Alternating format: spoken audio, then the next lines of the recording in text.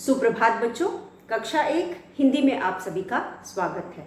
बच्चों, कल हम कर रहे थे हमारी हिंदी पाठ्य पुस्तक खुलते पंख का पाठ 12। बच्चों, पाठ 12 है री की मात्रा। जैसा कि आप जानते हो, किसी भी शब्द पर, किसी भी वर्ण पर हम री की मात्रा छोटा सा आधा गोला यानी किसी के आकार की आकृति बना करके मात्रा लगाते हैं। तो बच्चों, यह है आधा गोले की आकृति, जिसे लगा करके हम री की मात्रा किसी भी वर्ण पर लगाते हैं और शब्द बनाते हैं। तो बच्चों, हमने पिछले वीडियो में इस मात्रा को लगा करके शब्द बनाना सीखा और शब्दों का सही उच्चारण सीखा। तो बच्चों, चलिए आगे बढ़ने से पहले एक बार जो भी हमने किया था, पिछले वीडियो में किया था, उसे दोहरा लेते हैं, फिर हम आज का अगला अभ्यास करेंगे। तो बच्चों, री की मात्रा हमारा अगला अभ्यास है। री की मात्रा वाले शब्द, री की मात्रा वाले शब्द, री की मात्रा वाले शब्द। तो बच्चों, यहाँ पे हमने कल सबसे पहला जो शब्द पढ़ा था, वह हमारा पहला शब्द है नृप। नृप। बच्चों, न के नीचे हमने री की मात्रा लगाई है, आधा गोला बना करके सी जैसे हम लिखते हैं, अंग्रेजी का सी या इंग्लिश का जो सी लेटर लिखते हैं, उस तरह से हमने छोटा सा गोला, आधा गोला बनाया है और री की मात्रा लगाई है। ये बना नृप। कल मैंने आपको बताया था नृप का मतलब राजा होता है। नृप का मतलब राजा होता है। उसके बाद दूसरा वर्ण है, शब्द है हमारा तृण। बच्चों, त के नीचे उसी तरह हम आधा गोला बनाएंगे और लिखेंगे ण। तृण। तृण का मतलब होता है घास। तृण का मतलब होता है घास। अगला शब्द हमारा है घृत। घ के नीचे र उड़ाएंगे, त। घृत। बच्चों, घृत का मतलब होता है घी। घ के नीचे आधा गोला हमने बनाया, री की मात्रा, और त। घृत। घृत का मतलब होता है घी। उसके बाद बच्चों, घृणा। घृणा। घृणा। घृणा का मतलब होता है नफरत। बच्चों, घृणा का मतलब किसी को पसंद ना करना या किसी चीज से नफरत करना। तो यहाँ पे घृणा का मतलब होता है नफरत या नापसंद करना। घ के नीचे हमने री की मात्रा लगाई है, ड के ऊपर आ की मात्रा लगाई, घृणा। उसके बाद हमारे पास है मृदु। म के नीचे र आधा गोला बना करके हमने री की मात्रा लगाई है और द के नीचे हमने छोटे उ की मात्रा लगाई, मृदु। बच्चों, मृदु का मतलब होता है कोमल या मधुर। तो मृदु का मतलब कोमल या मधुर। मधुर ज्यादातर हम मृदु के लिए मधुर शब्द का प्रयोग करते हैं। मधुर बोली के साथ हम करते हैं। बोली मधुर होती है। तो यहाँ पे किसी की भी बोली अगर मीठी है, मधुर है, तो हम उसे मृदु कहते हैं। मीठी या कह सकते हैं मधुर। मधुर का मतलब मीठा होता है। तो मधुर या मृदु शब्द का प्रयोग हम बोली के लिए या भाषा के लिए करते हैं। उसके बाद हमारे पास अगला शब्द है, आप देख सकते हैं कुछ शब्द ऊपर भी लिखे हैं,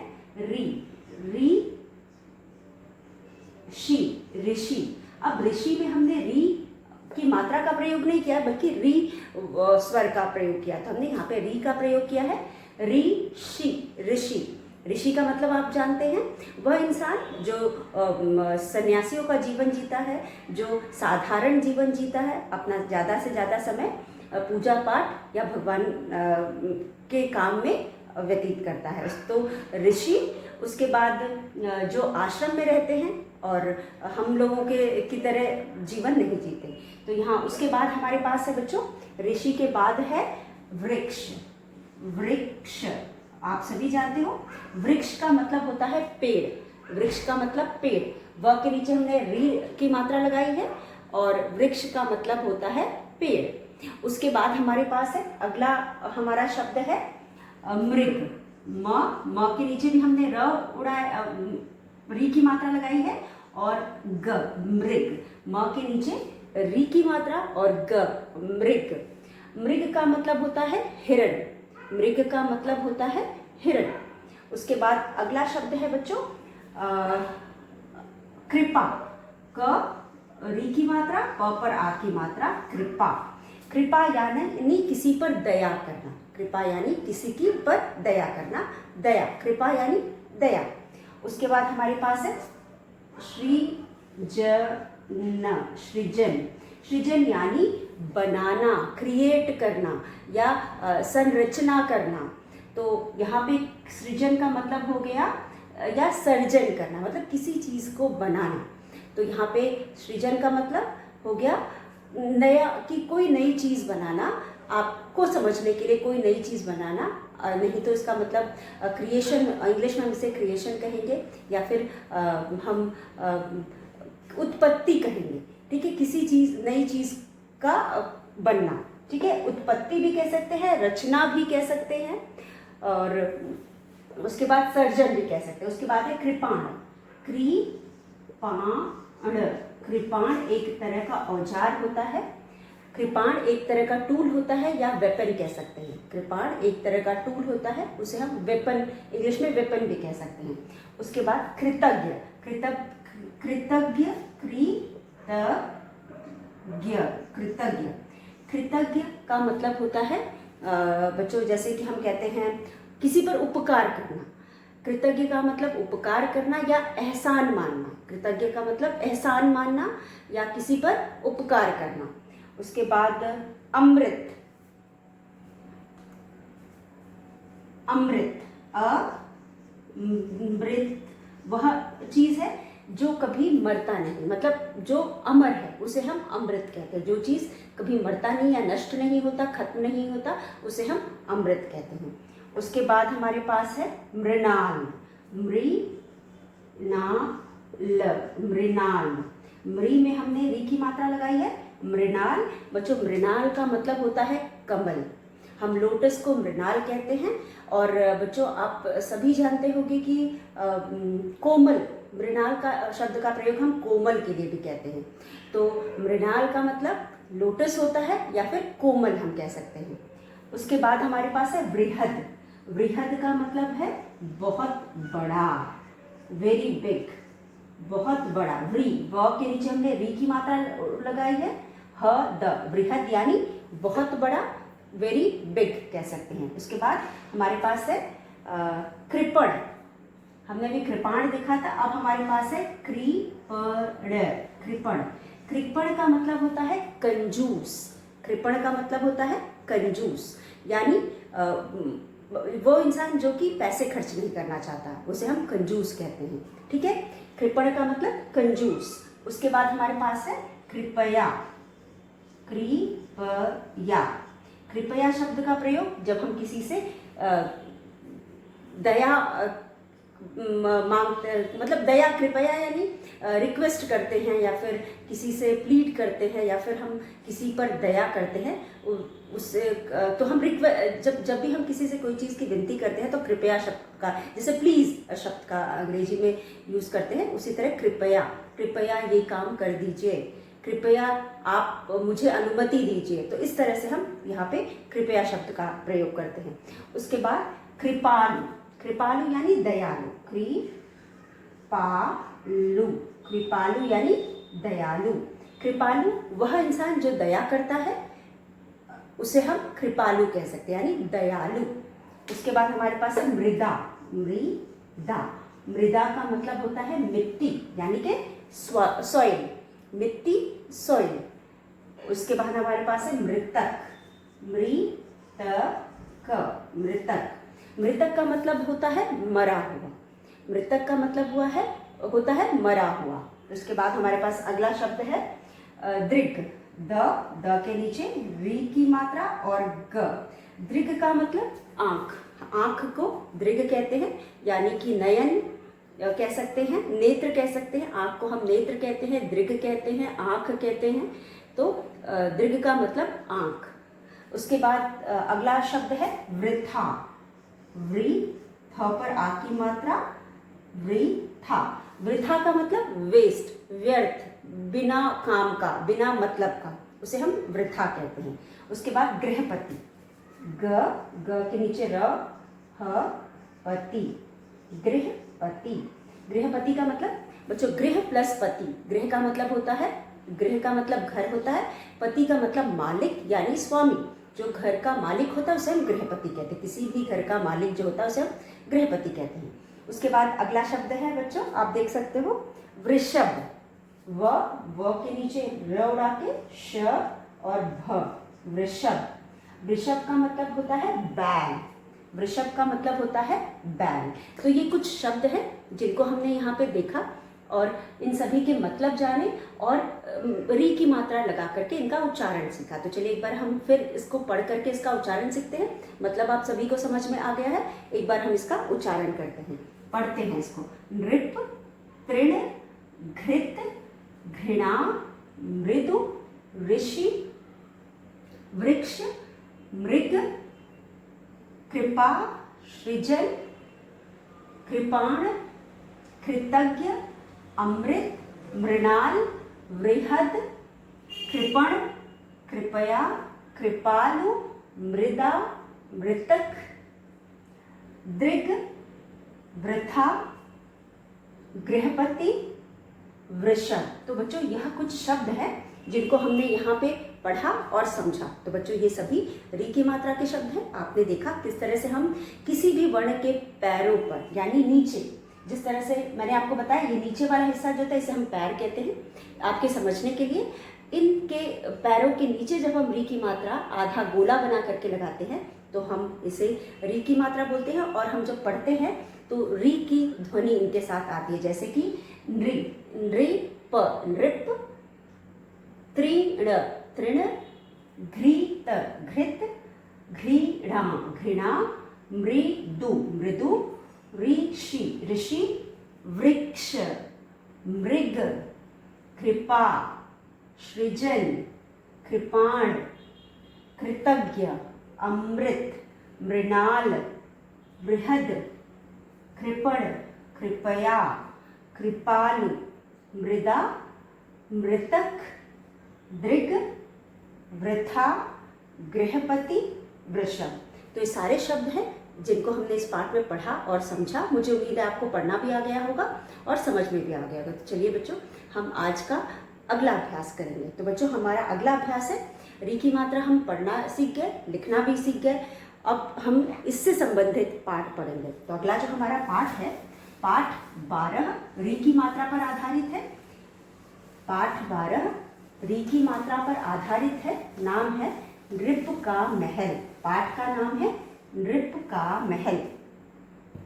पाठ का नाम है नृप, क पर आ की मात्रा का, म, ह और ल, नृप का महल। हमारा अगला पाठ है नृप का महल। तो चलिए हम पाठ को पहले पढ़ते हैं और समझते हैं। बच्चों पाठ है 12 नृप का महल। यहाँ पे हम हमारा पहला अनुच्छेद है उसे हम लिखते हैं फिर समझते हैं। तो यहाँ पे एक, एक, म, ह, ल, महल, एक महल था। थ पर आ की मात्रा था। वह एक नृप का, नृप, क पर आ की मात्रा का, महल, म, ह, ल, महल था। वह एक नृप का महल था। नृप न पे रे उड़ाएंगे, प, नृप, उस महल, उस, म, ह, ल, महल, उस महल, क पर आ की मात्रा का, गृहपति, गृह, गृहपति, गृहपति था, गृहपति था। वह खूब, ख पर बड़े की मात्रा और ब, खूब, घृत, घ पर री की मात्रा घृत, प पर बड़ी की मात्रा पीता, थ पर आ की मात्रा था। वह बहुत घृत पीता था। नृप, नृप, बड़ा, बड़ा, नृप, बड़ा, कृपण, कृपण, थ पर आ की मात्रा था। नृप बड़ा कृपण था। अब बच्चों यह पहला अनुच्छेद, इस पाठ का पहला अनुच्छेद। चलिए इसको पढ़ते और हम समझते हैं। तो यहाँ पे आप देख सकते हो एक महल था। एक महल था, इसमें कोई भी शब्द ऐसा नहीं जो आपको समझ में नहीं आ रहा है। तो बच्चों एक महल था। महल का मतलब होता है वह जगह जहाँ राजा रहते हैं। जैसे हम अपने घर को घर कहते हैं, वैसे ही राजा के घर को हम महल कहते हैं। वो बहुत बड़ा होता है, उसमें बहुत सारे कमरे होते हैं और उसके बाद वो चारों तरफ बाग बगीचे से, मतलब उसके आसपास बगीचा होता है, मतलब उसमें बहुत सारी चीज़ें होती हैं।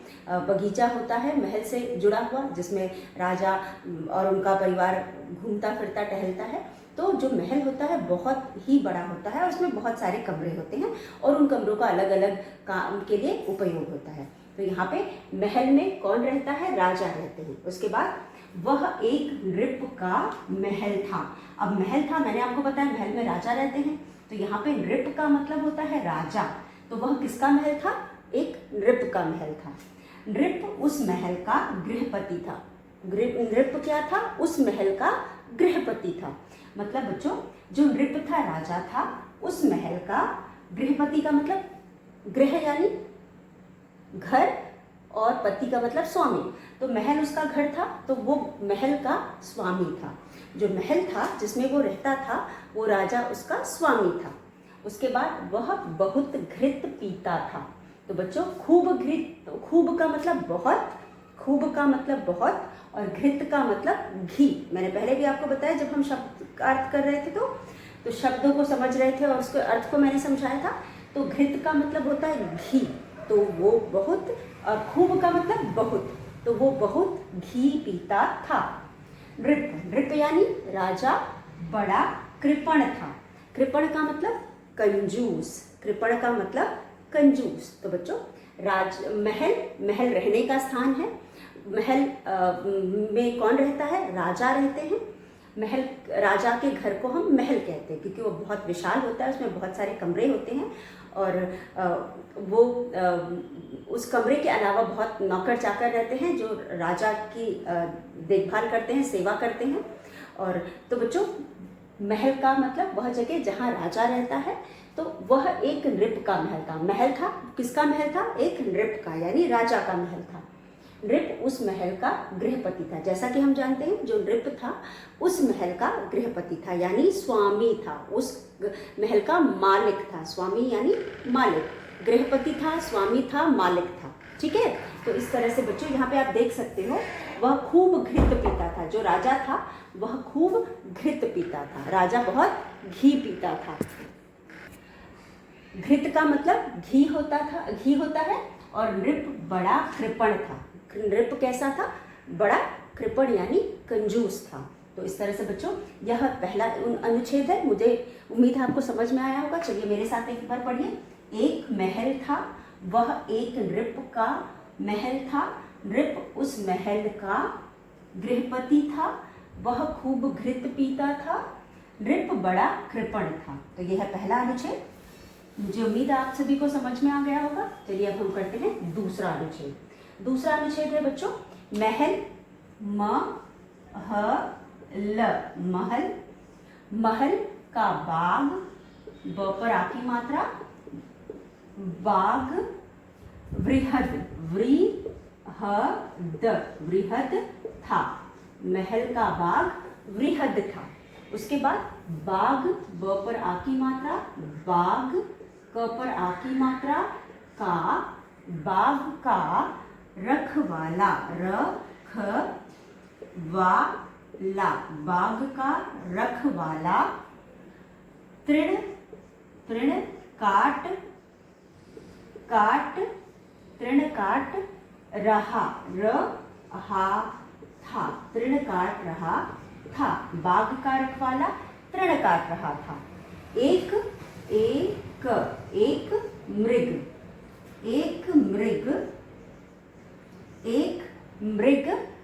वह तृण खा रहा था। अब बच्चों जरा अपने बुक में देखिए। आप अपने बुक में देख सकते हैं पृष्ठ संख्या 39 पर आप देख सकते हैं पहला जो चित्र है उसमें एक महल का का बाहरी हिस्सा है और वहाँ पे राजा खड़ा है। आप देख सकते हैं राजा ने पगड़ी लगाई है, उसके बाद तलवार ली है, तो ये राजा है और वह अपने महल के आगे खड़े हैं। दूसरे चित्र में आप देख सकते हैं कि महल में एक बगीचा है, बगीचा में जो रखवाला है वह तृण काट रहा है और मृग है, मृग तृण खा रहा है। तो यही चीज़ हमें यहाँ पे समझना है।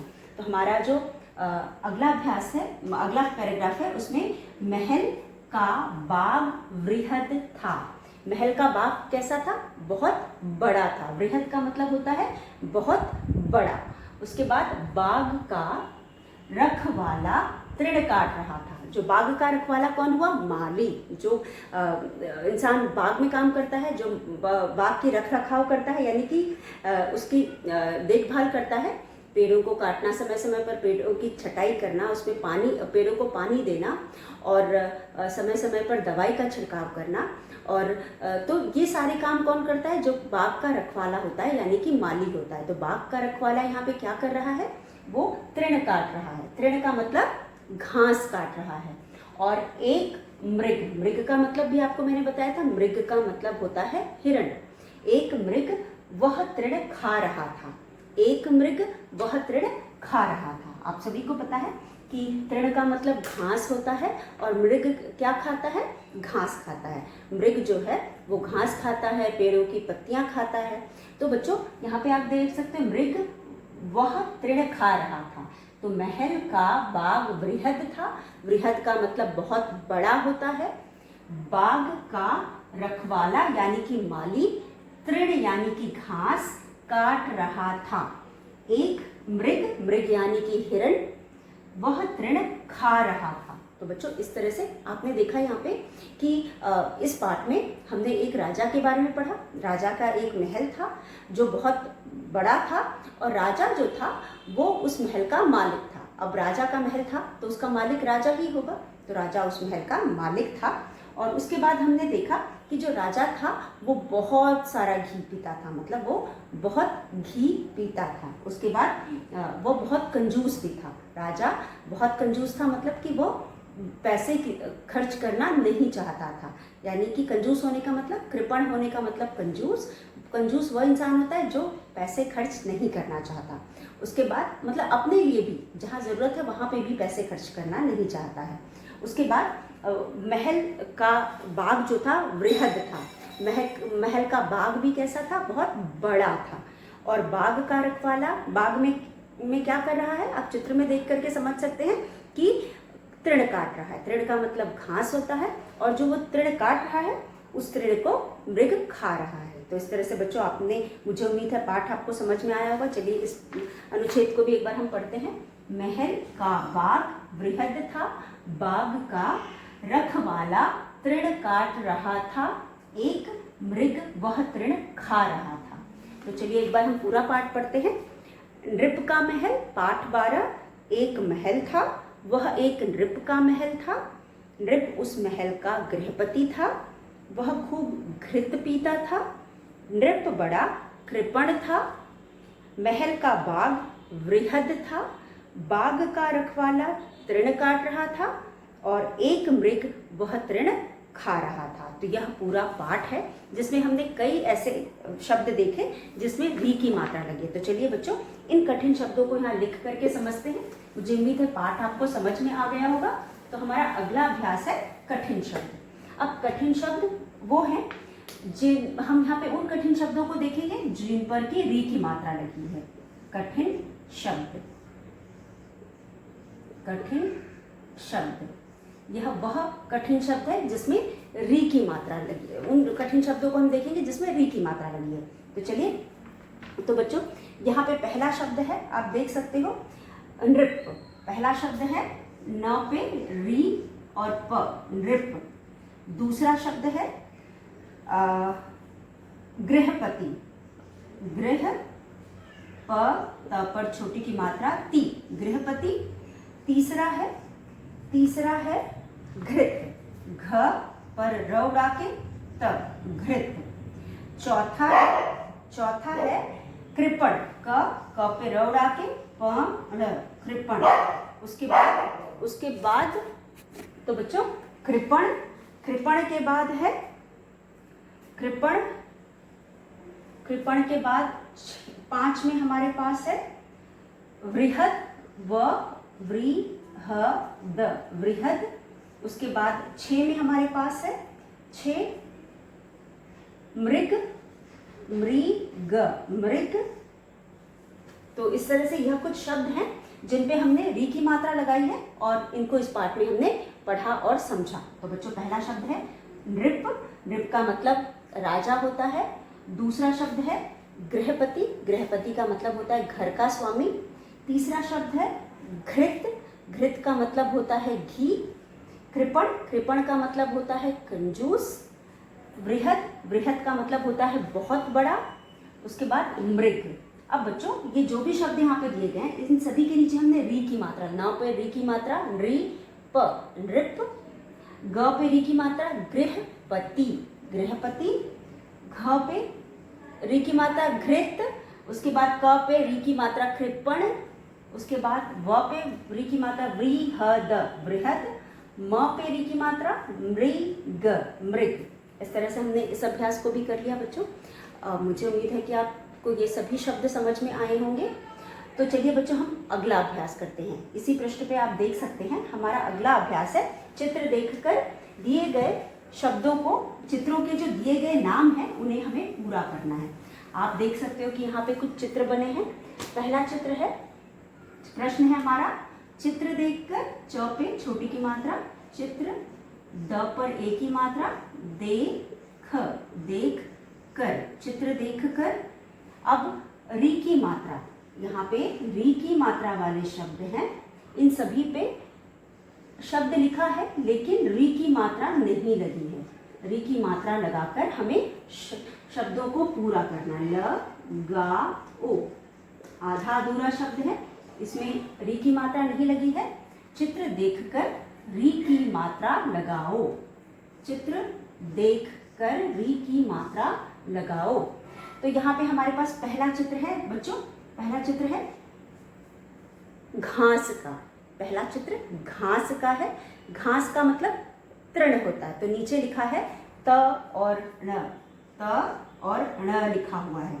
अब तृण लिखने के लिए हमें त के नीचे री की मात्रा लगानी होगी। तो यहाँ पे हम री की मात्रा लगाएंगे, ये हो जाएगा त्रीण, तृण, ये हो जाएगा तृण। उसके बाद दूसरा चित्र है घर का, यानी गृह, गृह। अब ग ह लिखा हुआ है, यहाँ लिखा है ग और ह लिखा हुआ है। अब ग और ह में हमें गृह, गृह का मतलब घर होता है, तो हम यहाँ पे री की मात्रा लगाएंगे और पढ़ेंगे गृह। तो री की मात्रा लगा करके हमने इसे भी पूरा कर लिया। उसके बाद अगला चित्र बच्चों क्या आप पहचानते हैं? बिल्कुल, अगला चित्र है मृग का। अगला चित्र है मृग का। अब मृग के चित्र में, मृग में हमें यहाँ पे म और ग लिखा हुआ है, म और ग लिखा हुआ है। हम मृग लिखेंगे तो उसके लिए हमें म के नीचे री की मात्रा लगानी होगी, तो हो जाएगा मृग, मृग। तो ये हो गया मृग, इसे हम पढ़ेंगे मृग, मृग। उसके बाद है न और प और चित्र है नृप की, न और प चित्र है नृप की।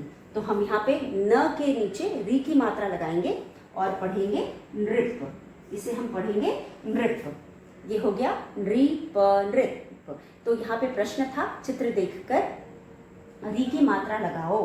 तो यहाँ पे जो चित्र है उसके नाम लिखे हैं लेकिन उसके नाम में री की मात्रा नहीं लगी है, तो हमें री की मात्रा लगा करके इन शब्दों को पूरा करना है। तो हमें यहाँ पे री की मात्रा लगा करके इन शब्दों को पूरा करना है।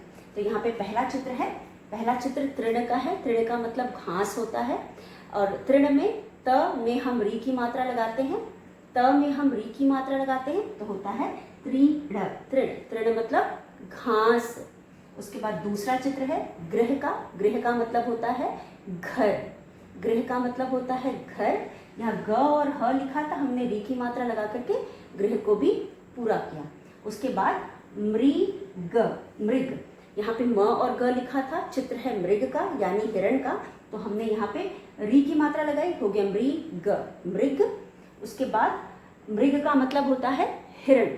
उसके बाद नृप, नृप चित्र है नृप का, लिखा है न और प, तो न के नीचे हमने री की मात्रा लगाई, प लगाया और शब्द बनाया नृप। नृप का मतलब होता है राजा।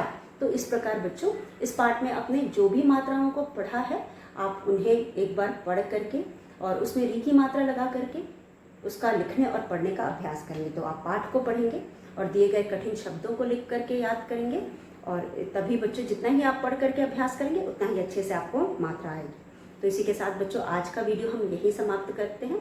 कल के वीडियो में एक बार फिर मिलेंगे, तब तक के लिए धन्यवाद।